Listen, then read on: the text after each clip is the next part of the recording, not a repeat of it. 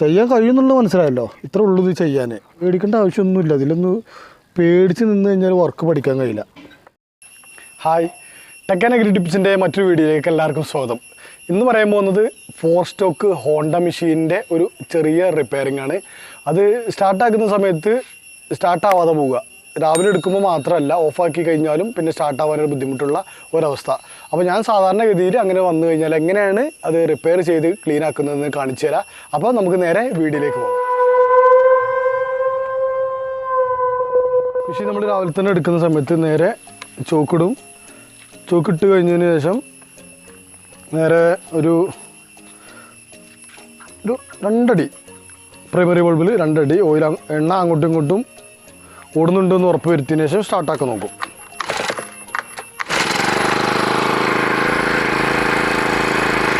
ഇപ്പോൾ ക്ലിയറായിട്ട് സ്റ്റാർട്ടാവുന്നുണ്ട്. ഇതിപ്പം ഞാൻ ഒരുപാട് അടിച്ച് സ്റ്റാർട്ടാക്കി വെച്ചതുകൊണ്ടാണ് ഇങ്ങനെ കിട്ടുന്നത്. ഒരുപാട് ചെയ്തതിന് ശേഷമാണ് ഇത് സ്റ്റാർട്ടായത്. അപ്പോൾ നമുക്കത് ക്ലീൻ ചെയ്യുന്നത് എങ്ങനെയെന്ന് കാണിച്ചു തരാം. ഓഫാക്കി നമുക്ക് നേരെ ഇതിൻ്റെ കേസ് ഒന്ന് അയച്ചെടുക്കാം.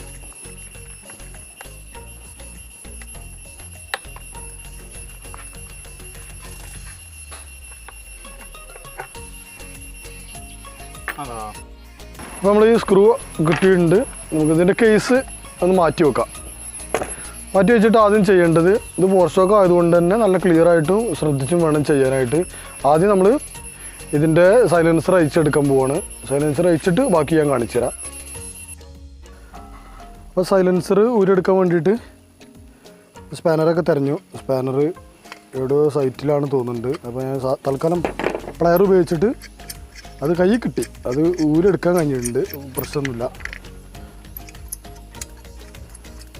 അപ്പോൾ ഒന്ന് പെട്ടെന്ന് ഊരെടുത്തിട്ട് എൻ്റെ ഒരു നെട്ട് അതിനുള്ളിൽ കൂടെ അങ്ങോട്ട് തന്നെ ചാടിയുണ്ട്.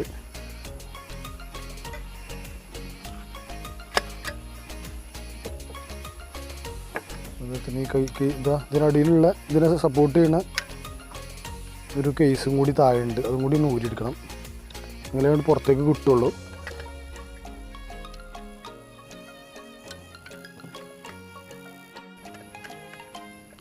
ഇത് നെട്ട് ലൂസാക്കിയിട്ടുണ്ട്. നെട്ട് ലൂസാക്കിയിട്ട് പതുക്കെ എടുത്ത് വെക്കുക. നെട്ടും ബോൾട്ടുകളൊക്കെ കറക്റ്റ് സ്ഥലത്ത് തന്നെ മാറ്റി വെക്കണം.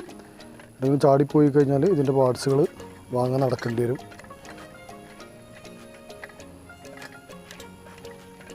എന്തൊക്കെയാണോ അയച്ചെടുത്തത് ഇതേപോലെ എന്താണോ അയച്ചെടുത്തത് അതിൽ തന്നെ ഇട്ട് വെച്ചാൽ നമുക്ക് പിന്നെ പ്രശ്നങ്ങളൊന്നുമില്ല, മാറാനൊന്നുമില്ല. ഒരു നെട്ട് ഇതിനുള്ളിൽ കൂടെ അങ്ങോട്ട് ചാടി പോയിട്ടുണ്ട്. അതിൻ്റെ മുന്നായിട്ട് നമുക്ക് സൈലൻസറിന് മാറ്റി വെക്കാം.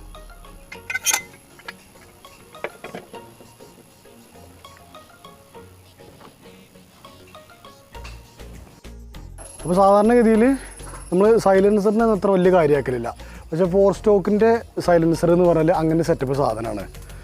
ഇതിനുള്ളിൽ വല്ല കരിയോ പൊടിയോ എന്തെങ്കിലും ഓയിലിൻ്റെ കണ്ടൻറ്റ് എന്തെങ്കിലും അടിഞ്ഞു കൂടിയിട്ടുണ്ടെങ്കിൽ അത് സ്റ്റാർട്ടിങ്ങിനെ നല്ലപോലെ ബാധിക്കും. അതായത് സ്റ്റാർട്ട് ചെയ്തിട്ട് ഇതിനുള്ളിൽ കൂടി ആ കരിയും പുകയും കൂടി പുറത്തേക്ക് ശരിക്കും പോയിട്ടില്ലെങ്കിൽ, എന്തെങ്കിലും തടസ്സം ഉണ്ടെങ്കിൽ അത് എൻജിനുള്ളിലുള്ള സെറ്റിങ്സിനെയാണ് ബാധിക്കുക. അതുപോലെ തന്നെ എയർ കത്തിയ ഫ്യൂവല് ഇവിടെ പുറത്തേക്ക് കറക്റ്റായിട്ട് പോകുന്നില്ലെങ്കിൽ അത് ചെറിയ അംശം അതിനുള്ളിൽ തന്നെ ഉണ്ടാവും. അപ്പോൾ ആദ്യം 2 കാര്യങ്ങളാണ് നിസ്സാരമായിട്ട് ക്ലിയർ ചെയ്യേണ്ടത്. ആദ്യം സൈലൻസർ, രണ്ടാമത്തത് നമുക്ക് സാധാരണ അറിയുന്നത് നമ്മളെ പ്ലഗ് തന്നെയാണ്. അതും ക്ലിയർ ആക്കിയിട്ട് നമുക്ക് സ്റ്റാർട്ടാക്കി നോക്കാം. ഇത് ഓൾറെഡി ഒന്ന് സ്റ്റാർട്ടായി എന്ന് പറഞ്ഞു, പക്ഷേ കുറച്ച് നേരം കഴിഞ്ഞാൽ സ്റ്റാർട്ടാവാറില്ല. ഇത് ക്ലിയർ ആക്കിയിട്ട് എങ്ങനെ ഉണ്ടെന്ന് കൂടി നമുക്ക് നോക്കാം. അപ്പം നേരെ ഇത് ക്ലീൻ ചെയ്യുന്നതിലേക്ക്. ക്ലീൻ ചെയ്യാൻ വേണ്ടിയിട്ട് ഞാൻ ഇത് മണ്ണെണ്ണയാണ് ആദ്യം എടുത്തിട്ടുള്ളത്.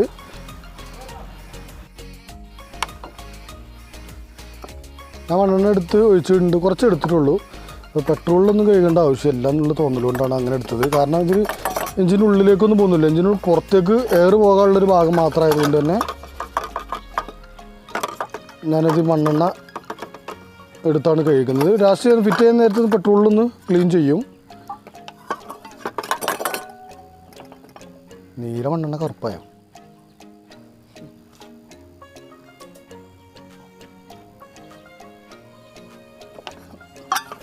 ശരിക്കും കഴുകണം. ഇതിനുള്ളിൽ നല്ല പോലെ കരി അടഞ്ഞിട്ടുണ്ട്. അത് തന്നെയാണ് എനിക്ക് സ്റ്റാർട്ടിങ് പ്രോബ്ലം വന്നത്. അത് ഞാൻ ഇതിൻ്റെ എല്ലാ ഭാഗത്തു കൂടിയും കറക്റ്റായിട്ട് മണ്ണെണ്ണ എത്തിച്ച് കഴിഞ്ഞാൽ ഒന്നും കൂടി നന്നായിരിക്കും. ഞാൻ ഇങ്ങോട്ടൊന്ന് വിളിച്ച്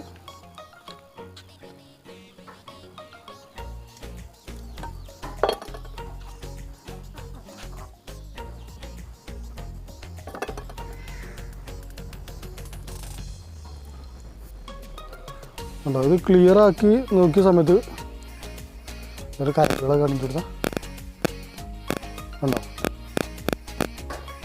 ഇക്കണക്കിനായിട്ടുണ്ട്.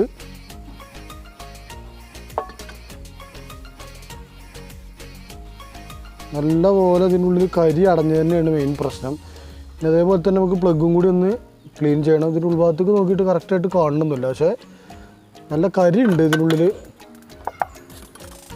കരി അടഞ്ഞ് നിൽക്കുകയാണ്. ക്ലിയർ ആയിട്ടൊന്നും കൂടി ശരിക്കും ആദ്യം കഴുകിയത് പോരാന്നുള്ളൊരു തോന്നലുകൊണ്ടാണ് കേട്ടോ ഒന്നും കൂടി മണ്ണെണ്ണ ഒഴിച്ചത്.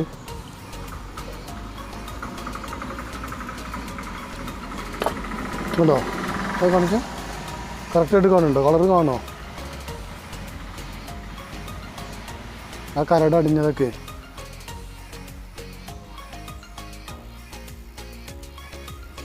ഉണ്ടോ? എത്രത്തോളം കാണുന്നുണ്ടെന്ന് അറിയില്ല. നമ്മൾ സാധാരണ ഒരു ഫോണാണ് നമ്മൾ വീഡിയോ എടുക്കണത്. അപ്പോൾ എന്തായാലും സ്റ്റാർട്ട് ചെയ്യുന്ന സമയത്ത് ഒരു മിസ്സിങ് തുടരെ കാണുന്നുണ്ടെങ്കിൽ തീർച്ചയായിട്ടും അത് ഒന്ന് സൈലൻസർ അയച്ചിട്ട് വേണം ഒന്ന് ആദ്യം ക്ലീൻ ചെയ്യുക. ഞാനത് ഈ ക്ലീൻ ചെയ്ത സൈലൻസർ കൊണ്ട് മാറ്റി വെച്ചു. അതേപോലെ തന്നെ ഇനി ഇത് പറ്റില്ല. പിന്നെ പ്ലഗ് പിന്നെ നമ്മൾ ക്ലീൻ ചെയ്യുന്ന സമയത്ത് മണ്ണെണ്ണ ഉപയോഗിക്കരുത്, പെട്രോൾ തന്നെ ചെയ്യണം. അതുകൊണ്ട് ഞാനിത് മാറ്റിയിട്ട് വരാം. സൈലൻസർ ക്ലീൻ ചെയ്ത് വെച്ചിട്ടുണ്ട്. അപ്പോൾ ഇനി നമ്മൾക്ക് പ്ലഗ് കൂടി ഒന്ന് അഴിച്ച്, ഇത് കുറേ ആയി ഞാൻ വാടക കൊടുക്കണതുകൊണ്ട്, പിന്നെ അതേപോലെ തന്നെ ഓരോരുത്തർ കൊണ്ടുപോയി പണിയെടുക്കുന്നതാണ്, നമ്മൾ സ്വന്തമായിട്ട് ചെയ്യുന്ന അല്ലാത്തതുകൊണ്ട് തന്നെ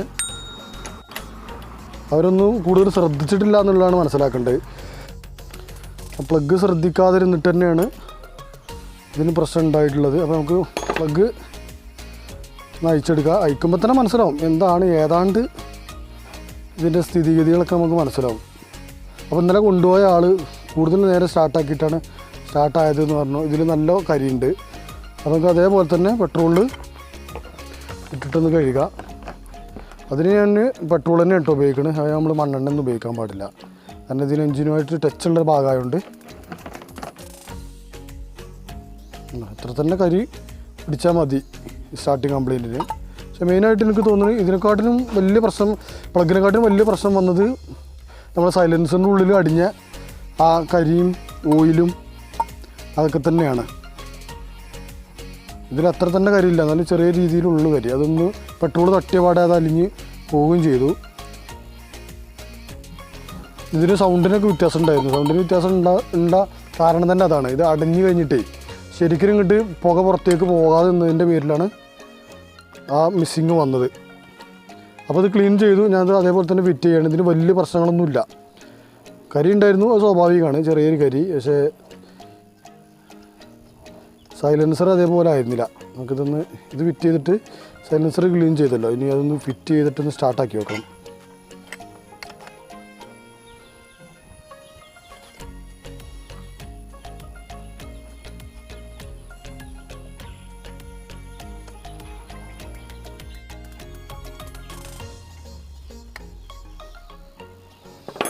സൈലൻസർ ഫിറ്റ് ചെയ്യാൻ പോകട്ടോ. ഈ പ്രധാനപ്പെട്ട രണ്ട് ഭാഗങ്ങളെന്ന് പറഞ്ഞത് ഒന്ന് സൈലൻസറും ഒന്ന് പ്ലഗും തന്നെ ആയിരുന്നു.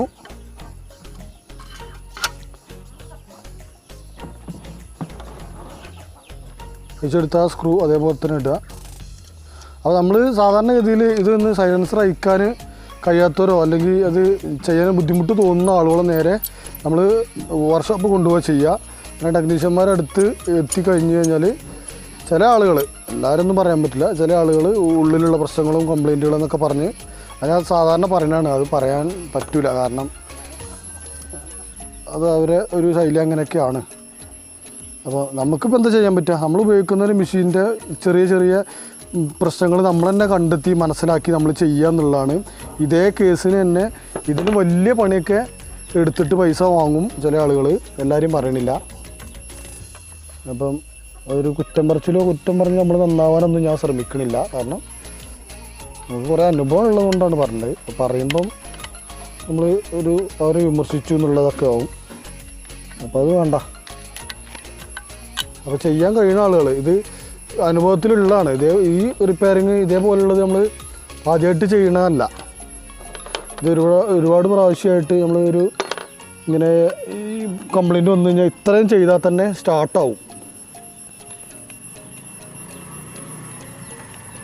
ഇടയ്ക്കിടയ്ക്ക് മിസ്സാകുന്നത് പുക കറക്റ്റായിട്ട് പുറത്തേക്ക് പോകാതെ ഇതിനുള്ളിൽ അടിഞ്ഞ് നിന്നിട്ട് അതിൻ്റെ ഉള്ളിലേക്ക് തന്നെ പുക കയറിപ്പോവും.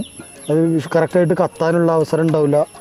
അങ്ങനെയൊക്കെയാണ് ഇത് ഓഫായി പോണത്. പക്ഷേ നമുക്ക് ഇത് സൈലൻസർ അയക്കാൻ പോലും പേടിയായിട്ടും ചെയ്യാൻ പറ്റാതെയൊക്കെ നമ്മൾ കാത്തു നിൽക്കും. കുറ്റം പറയാനോ വിമർശിക്കാനോ നമ്മൾ നിൽക്കണ്ട. ഇപ്പോൾ ഞാനും അങ്ങനെയൊന്നും പ്രശ്നങ്ങൾ ഉണ്ടാക്കാനോ ഒന്നും പറയണമെന്നില്ല. കാരണം ഇത് നമ്മൾ ഉപയോഗിക്കുന്ന സാധനം ഒരുപാട് 5 വർഷമായിട്ടും ഇത് 5 വർഷം തുടർച്ചയായിട്ട് ഉപയോഗിച്ചിട്ടും ഇങ്ങനെ മെഷീൻ്റെ ഒരു സൈലൻസർ അയക്കാനോ പ്ലഗ് അയക്കാനോ ആരും ശ്രമിച്ചിട്ടില്ല.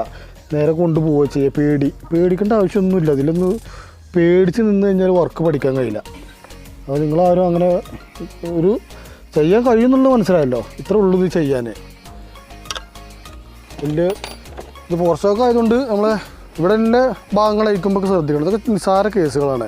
അപ്പം ഈ നിസ്സാര കേസിന് തന്നെയാണ് നമ്മൾ കൊണ്ടുപോകുന്നതും. അപ്പം ചെയ്തതൊരു ചെറിയ വീഡിയോ ആണെങ്കിലും ഈ പ്രശ്നങ്ങൾ സംഭവിച്ചിട്ട് കൊണ്ടുപോകുന്ന ആളുകൾ ഇനിയെങ്കിലും ആദ്യം ഈ വർക്ക് ആദ്യം ചെയ്ത് നോക്കുക, എന്നിട്ട് കൊണ്ടുപോയാൽ മതി. അത് പറയാൻ വേണ്ടിയിട്ടാണ് ഒരു ചെറിയ വീഡിയോ ആണെങ്കിലും ഞാനിത് ചെയ്തത്. അപ്പോൾ അത്രേ ഉള്ളൂ. ഇനി അതൊന്ന് സ്റ്റാർട്ടാക്കി കാണിച്ചൊരു സൗണ്ടിന് മാറ്റം ഉണ്ടോയെന്ന് നമുക്ക് നോക്കാം.